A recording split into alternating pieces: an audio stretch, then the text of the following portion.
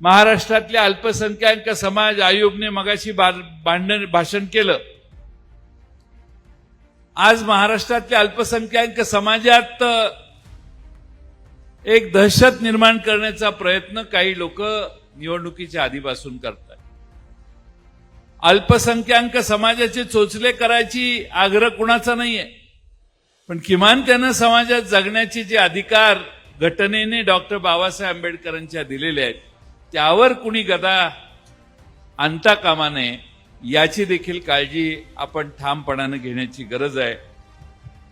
निवडणुकीच्या आधी बटेंगे तो कटेंगे हा नारा देण्यात आला. आमच्या तरुण मुलांच्या मध्ये थोडस सळसळणारं रक्त ज्यांचं आहे त्यांच्यावर ह्याचा परिणाम झाला.